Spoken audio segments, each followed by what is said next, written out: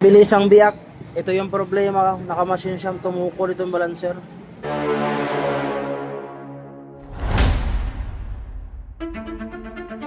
Tapos dito yung kunya.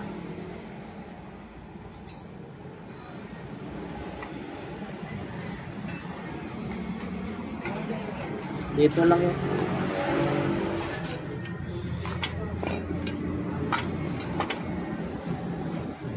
Dito yung 160 niya, naging matulis na oh.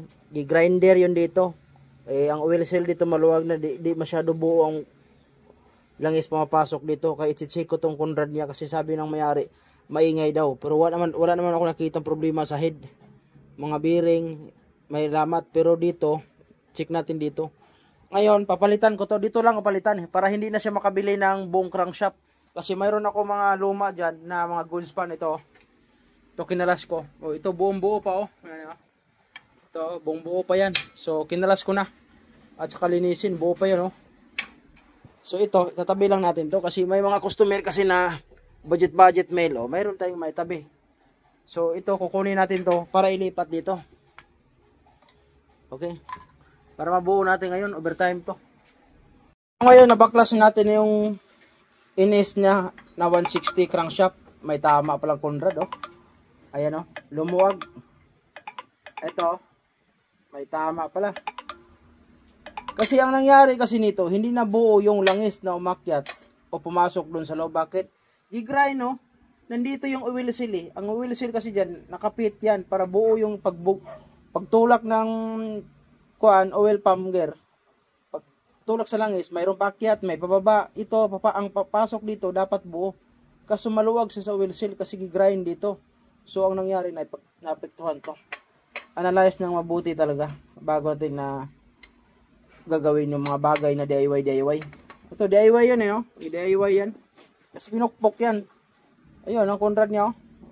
Gay, problema ito. Pero may mga diskarte dyan, paano natin palitan ang connecting rod. Diba? Ibalik itong connecting rod, anong papalitan natin? Mayroon, bago. Walang nilabas ang Kawasaki na ganitong buong connecting rod, buong crankshaft. Pero mayroon diskarte tayo dyan. Ano dapat? Ito, pakita ko. Nakita nyo to? Ito, nakita nyo to? Ito. Nakita nyo to? Anong connecting rod yan? Anong connecting rod? Yan ay connecting rod ng Inis 150. Tanong, magkapareho ba sila ng Inis 150, 160? Magkaiba. Saan magkaiba? Oh, ako lang din sumasagot. Ito yung magkaiba. Ang Inis 160, ang piston pin niya malaki. Ang Inis 150, maliit. Inis 160, ang pin malaki. Ang Inis 150, ang pin ng piston maliit. So, saan ba ang pwedeng magkapareho? Dito, yung pin na to ng Inis 160 at gap dito, pareho ang gap dito. So, ano bang dapat kailangan? Ito ang kailangan natin. Itong nasa gitna, yung bushing. Kukunin natin yung bushing at brand new pin. Tanggalin natin to kay sira na. Yun yung ipapalit natin dito. Yan yung budget mail. Tingnan mo. Bagong-bagong kinis. Bagong-bago. Palitan natin. Hindi mo na kailangan pabilihin mo ng customer. Pero option pa rin ng customer. Kung maraming pera, bilisin ang crankshaft. Magkano? 6,000 plus. Mahigit yung crankshaft. Magkano? Barato ra kung sa Bisaya pa. Magkano ang alain? 400 lang ang kabit. Magkano connecting rod? Barato ra lagi. Basta sinabi ko barato ra. Hindi na ako sabihin sa inyo. Mag-react na po mo. Tinood? Pila ang connecting rod? 950 lang pag sa online. Pero pag dire, 1 to. Pag dito sa shop. Okay? Ito ipapalit natin. Ito yung ipapalit natin dito. Pagsamahin natin sila. Yan, mabuo na yan. So, ito yung purpose para mapanood nyo. Kailangan timingan talaga, timingan. Kukuha ka na, susukatin mo siya ng kaliper. O, diba? So, itong kaliper niya. Susukatin mo ito yung kaliper niya. Tapos, susukatin mo rin dito. O, yan. Sakto, di ba? O, sakto yun, o. Fit na fit siya. So, ito yung pantulak mo. Ito na, natulak ko na. So, pagtulak yan, ganyan, o. O, sakto lang siya. Pero kailangan mong timingan dito. O yan. Kailangan timing. Ito, makita nyo ha. Ito yung NS 160 na connecting rod. Ang problema, bossing, kasi wala kasing mabili nito, boy. Ang mabili mo, crankshaft. So ganitong ginagawa ko. Gayahin nyo to. Malaala mo ang kapromotor. Tingnan mo. Malala mo ang kapromotor kung saan mo natutunan yung diskarte. Wala nagturo sa akin ito. Hindi, ako lang talaga nagplano nito. Diba? Tingnan mo yon. Tapos yung galing sa 150, yun naman yung kalasin ko. Tandahan lang. Laglag na. Kunin natin. Okay, ito yung papalitan natin at saka yung pin. Okay, pasingawin natin. Tanggalin natin. Tanggal na. Ito, malinis na yung connecting rod ng connecting rod ng 160. Ayan. Natanggal na natin to. Diba?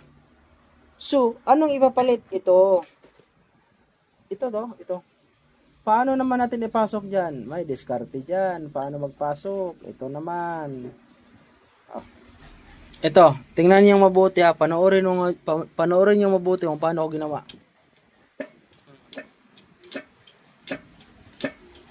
Dilipat sa 160. Diba? Tingnan lang. Titingnan natin. Lumipat, no? Neto, lumipat na. Di ba ganun nakasimple? Lumipat na. So, bago na ang 160. Kita na, bago na. Tinanggal natin yun dito. Tinanggal natin. Diba? Okay. Bago na. So, panoorin nyo. Diba? Yung galing dito, ito yung pang 150 brand new. Nilipat natin sa 160. Ganun yung pin ng 150. Pasok natin dyan. Di ba? Pit na pit. Lagi atik langis. Ganun yung technique pag napaka-basic lang gagawin, diba? Pit na pit. So, ang ganda na, pin, pati bushing. Okay. Sabi ng iba kasi, walang palit konrad ng 160. Bongkang shop. Totoo. Pro diskarte lang. Paano natin gawin? Okay.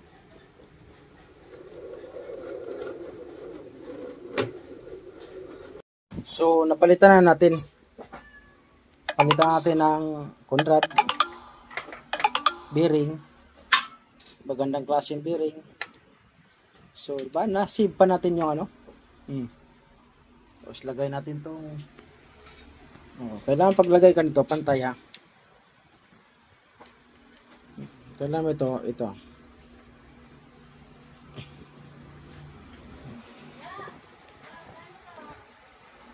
Ayan, kailangan pantay. Diba? So, ayos na. Pantay. Ikutin natin. Buo na. Buo ng kanyang crankshaft at bago ng bearing, Diba? So, tapos dito naman, Diba buo? Kasi mayroon akong stock nito. Ng mga nakuha na. Mga parts out ba na tinatabi-tabi ko. Kaya may mga customer kasi na wala tayong mahal to. Magkano yan? Binuo ko lang. So, paano yan? Bubuhin na natin. Yung sira na mo. Kaya binaklas ko yung connecting rod mo.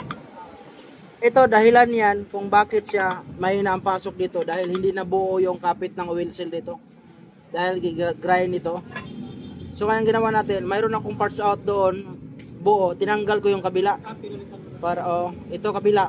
Tapos yung connecting rod mo, yan, may tama yung connecting rod mo, yan. Ngayon, dito kasi, alam mo naman Kawasaki, walang nilalabas na connecting rod. Kung hindi, buong crankshaft. Kasi iba kasi ang pin nito kaysa 150. Malaki ito So, ang ginawa ko, tulad ng mga ginagawa ko mga dati din customer, yung pang inis 150, kinuha ko yung bago pin at saka itong ganito. para ilipat dito. So maganda na siya. Ito. Side bearing, original, pin bago, bushing sa kabila, sa gitna, kabila. Naka-balance na yan, naka-align na yan, oh. Balik. Tapos ito naman, ipalitan natin to kasi ang tigas yan. Nabusalsal. Kasi ito yon yung paggagamit yung ito.